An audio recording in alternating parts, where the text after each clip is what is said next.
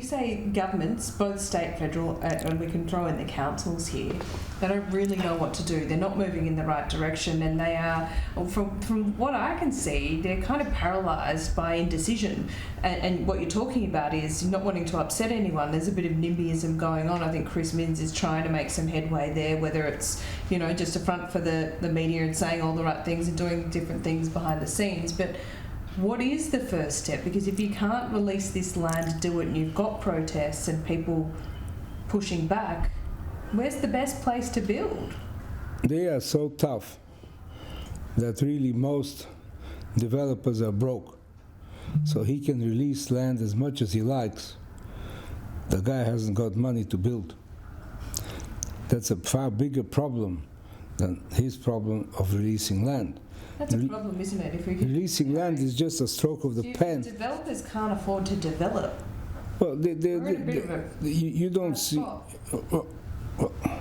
You look at all the development companies. None of them have done well in the last few years, and that is because it is so difficult.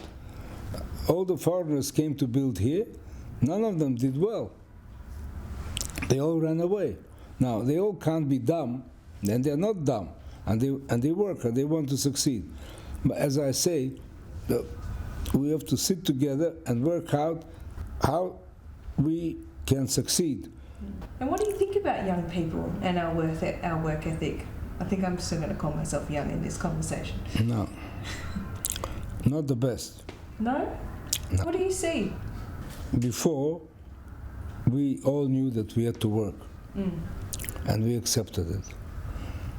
And now we start saying, I like to work, but I also like not to work, and this and that. Not good. Now the women, I find, are much better. They're more reliable.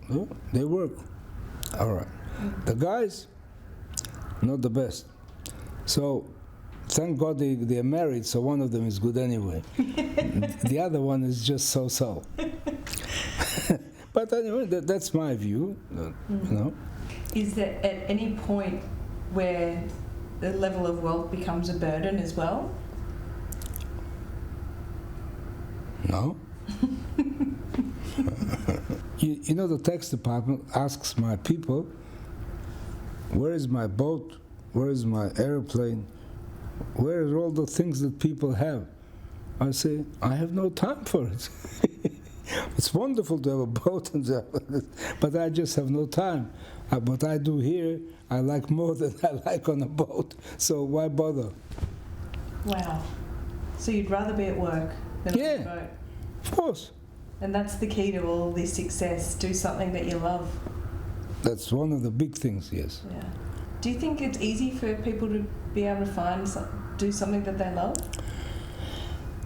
Well, I think it's not easy. Because when I came here, I had enough money to buy a little cottage in North Shore somewhere. And so I had to decide what to do. I tried this, I tried that, I tried many different things. Eventually I did that. It didn't take long, like a year or two, but took that. So you must look and you must find what you are happy with. It's not the amount of money you make, that's not that. You have to be happy at your work. And you have to look for that. It won't come by itself. I think that's very important. Indeed. Tell me you spend some of your money on things you absolutely enjoy. You drink fine wine, do you wear fine suits, do you wear expensive shoes? Something, Harry. Give it to me. What I spend? No boats. I don't spend money. I don't know.